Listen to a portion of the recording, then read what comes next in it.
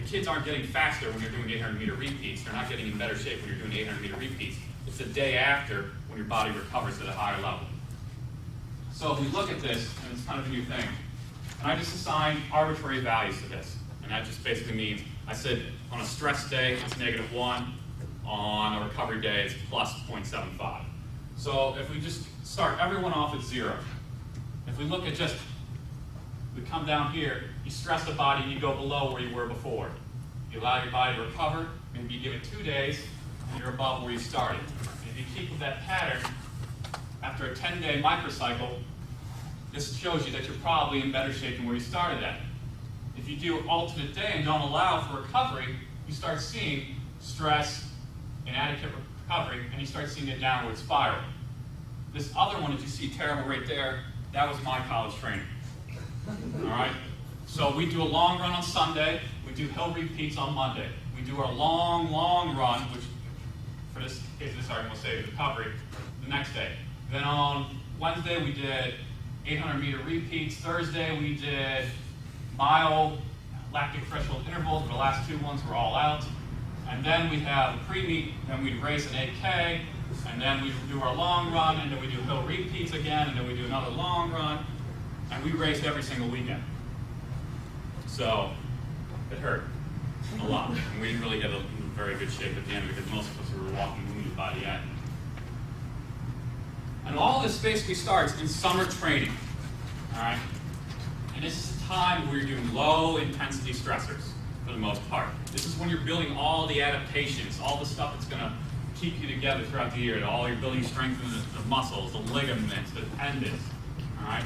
This is where you're also building up your aerobic stuff, but we're going to kind of stay away from the long-distance training, focus more on the injury here. Now, when you're doing your weekly increases during the summer, and we're going to look at this later on, you probably want to build to the max volume that you're going to have during the summertime and carry it through your cross-country year. Some people kind of start there and they max out way in the cross-country year. I like to have my kids hit the max, and then if anything, bring them down a little bit during the cross-country season. Now, how much you increase, it's kind of what you believe in, kind of what your experience will lend you to. You know, there's general rules of thumb that range between 5 and 10% per week. You know, Jack Daniels say, for every day that you run, you can increase 1 mile. So if you ran 6 days last week, you can increase weekly mileage by 6 miles. All right? What I showed you right there is what a 10% increase in building up to 50 miles would be. And if you notice, if you graph this out and look at the graph later, you actually start getting, after a while, you start getting an exponential curve. You got to start looking at that. Do you really want to be increasing mileage more when you start getting to those higher mileages? Because that's when the injuries are going to start to happen. So, in terms of what I did here, these are the kids I know just basically through recruiting them or training them.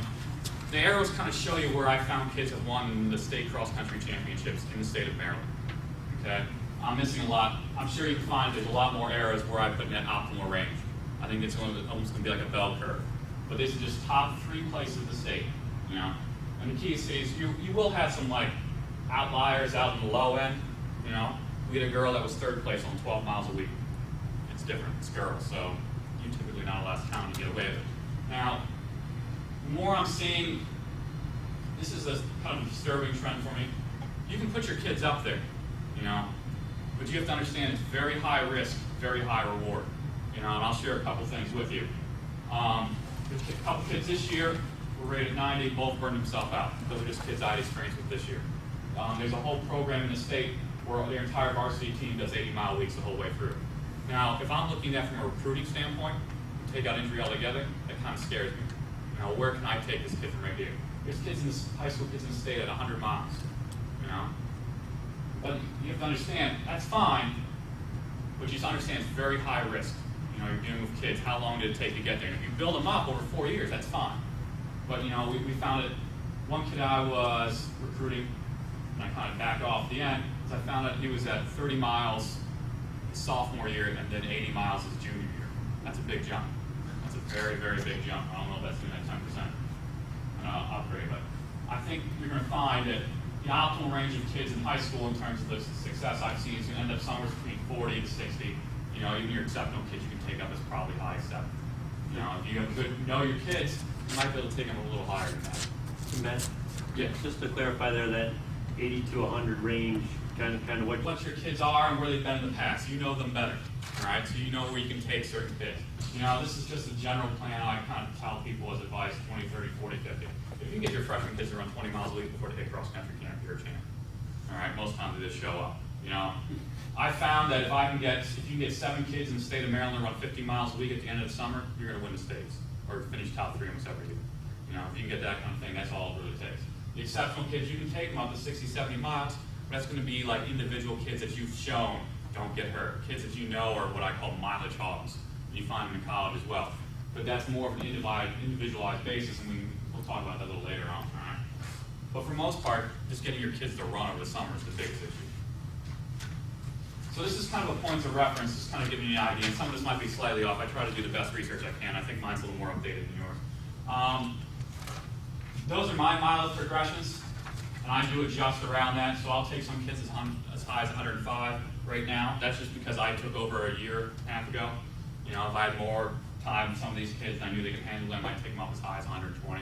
That might be where I cap out though. Girls, they don't really need to go as high in cross country at the collegiate level, so you'll see a little range in that.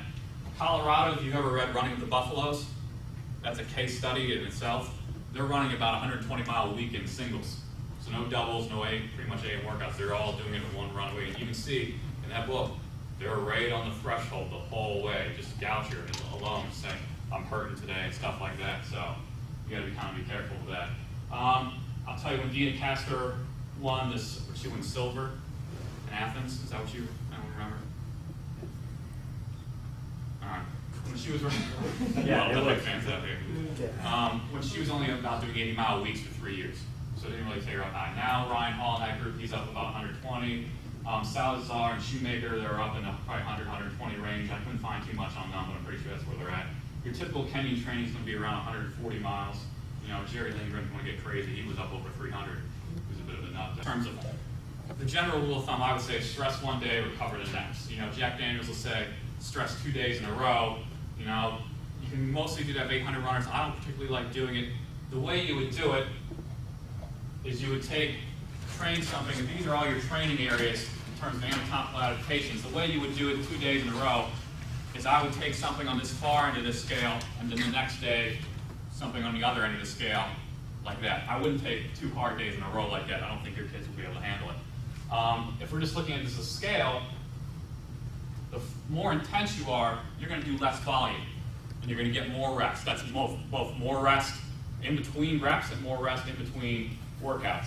As you go more this way, you get more volume, less intensity, less rest. So when all your distance kids were in college or high school, you looked over to sprints and said, those guys are so lazy, they're not doing anything. You know, they did like 65, 50-meter flies. That's because that's really all they can really do, you know, instead of normal scheme things. You can get your kids out there and run. I mean, what's the general rule of thumb? It's like 8% of your